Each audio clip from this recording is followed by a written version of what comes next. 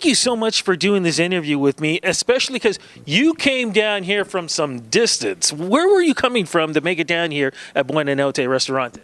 I was coming from Collingwood, Ontario, which is about a 2-hour drive from here. Okay, and for folks who are watching this whole interview on Rudy Blair Entertainment Media, the weather is not all that great going on. I mean, was it freezing rain and...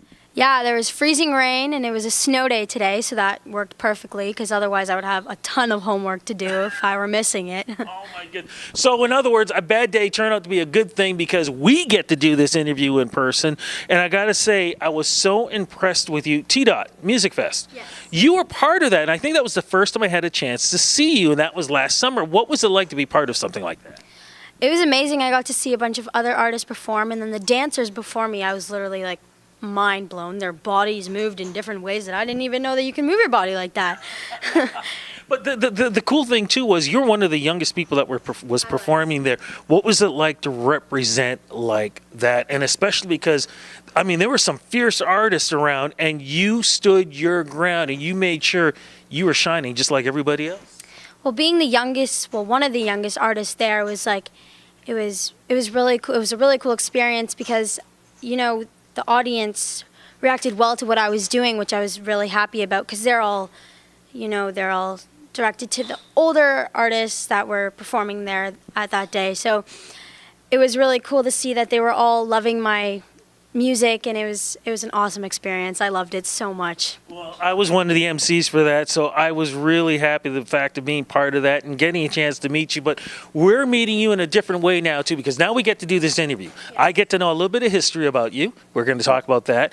I get to find out about something that you're a part of, a compilation album that is all about giving back, and, of course, new music that's going on. So let's get into the beginning, the love of music. Where did that all begin for you?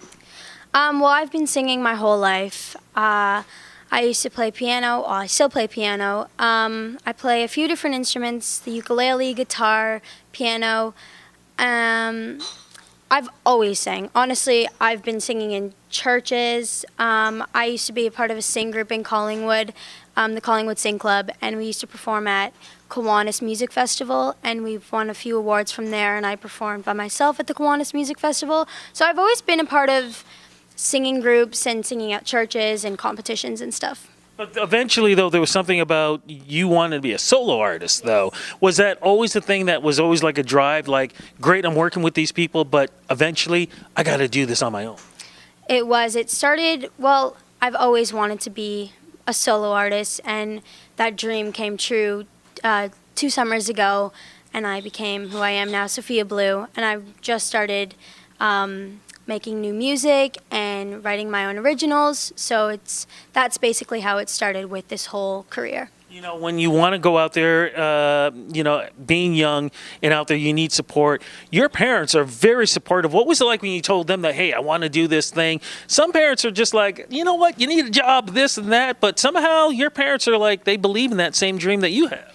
Well, they do believe in that, and they are making it a dream come true. But along with that, I always have a backup plan, which is going to be my school and working. And so, you know, I have that backup plan too. But they're very, very supportive for whatever I want to do with my life. So I love having them around me. You mentioned about school. How do you balance school with this type of career? Because especially now, as a Canadian recording artist, there are a lot of people out there trying to vary their way through. How are you balancing the two? And how do your friends feel about you crossing fingers? You're going to be the next big superstar from the red and white. Well, honestly, the schoolwork, it hasn't really affected me that much. The music and the schoolwork, it's a really good balance. And my friends seem to love what I'm doing, and they're super supportive. And they're always having fun playing my songs around me. And sometimes it gets a little annoying. I shouldn't lie, but it's all for the best. I know they're really supportive of what I'm doing. And the teachers understand what I'm doing as well. So they're super supportive, and they understand if I can't get in a project on time. They're super understanding about that too. Yeah, because, you know, they probably want to get you, look, can you sign this? Because I can sell this autograph. Be nice to me. There you go, exactly. Okay, so when you started finally 2 years ago, as you said, getting the music together, what style did you decide on that you felt fit you right? Pop. I've always loved pop music, and Selena Gomez, Justin Bieber. I've been following them since the very beginning, and those pop artists are the ones that inspired me to become a pop artist myself. Even though it's all about the beats from time to time, are there stories that you want to project in your music? Are things that you want people to know, not just about, hey, enjoy the music itself, but a message behind it too? Well, one song that it's my original, Be Myself. It's all about, the social media and all those stars out there that are trying to change. Kids are looking at them and they want to be them, but honestly, you should be yourself and enhance your beauty. Is that the latest single right now? That's not the latest single. The latest single is Work It Out. That's more about, a love story. I haven't really been in a love story before, so I was putting myself in someone else's shoes and trying to write about what another person feels. How tough is that to do that? I mean, do you listen to your fans and maybe friends and hear stories to sort of help bring a story together that everybody can relate to? Yeah, well, I've heard it in other music, movies, my friends, in pretty much everything, really. And you just kind of come up with ideas from there, and then you put yourself in their shoes, and then just write from there. So here you are, you've got your latest single going on, you've got other music too. We talked about this a little bit earlier. You are part of a compilation album that is giving back to Music Counts. Tell me a little bit about this, please. Well, the organization, it's called the CanadaSound Project, and it's all the proceeds are going to Music Counts, which gives children instruments that they wouldn't have without this charity.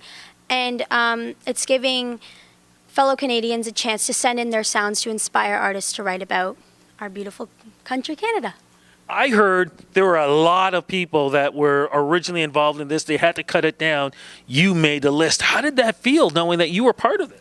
It was super exciting, being from a small town, and I'm not very well known yet, and I'm second on the compilation. So I was like, it was exciting. It was really exciting. And then I got a message from my mom at school. She's like, "You're second on the album." And I was like, "What? Second?" And I was like, "That is insane." But it's true. What's the single? It's called Small Town Heart. It's about my hometown, Collingwood. Oh my goodness. Now, how much of a say did you have in this? Did they already write this? I mean, did you help write this? Like, how did that get involved? I co-wrote, so I helped come up with ideas, some lyrics, and really it's my story. It's about my journey in life, and I'll always remember my hometown. It's always got a special place in my heart. People should remember always, as hard as you work, it sounds like you're always giving back when you can, not just through music, but in other ways to people.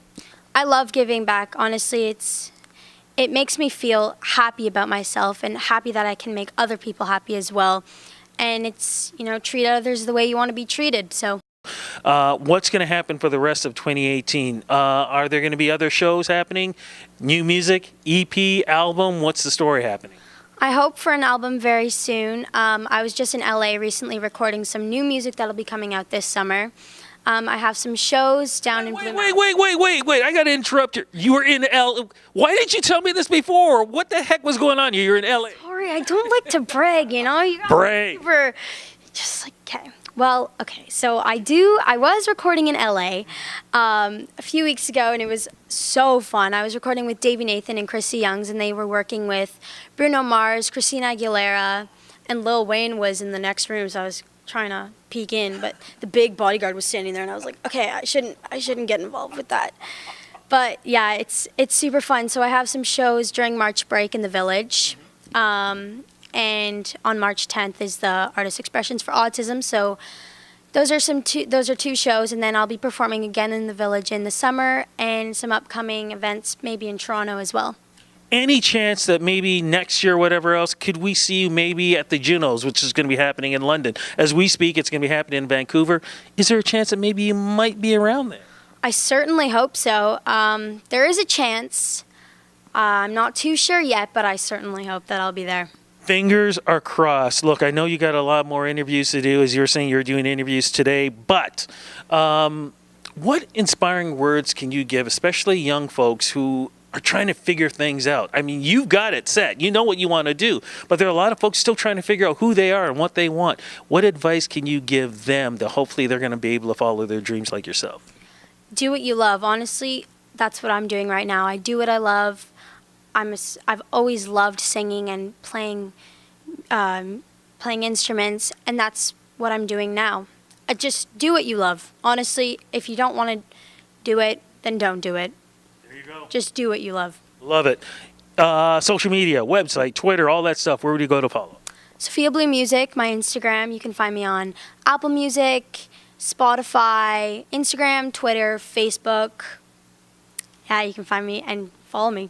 There you go. Especially Lil Wayne. Follow her. We got to make sure. Lil Wayne. There you go. Congratulations on the success. Hopefully we're going to be back in Toronto again. Who knows? Maybe T-Dot again. You never know. Yes, that was a great experience. I hope to be back there. Okay, fingers are crossed. Thank you so much for the interview, and let's keep in touch, especially when the album comes out. Thank you very much.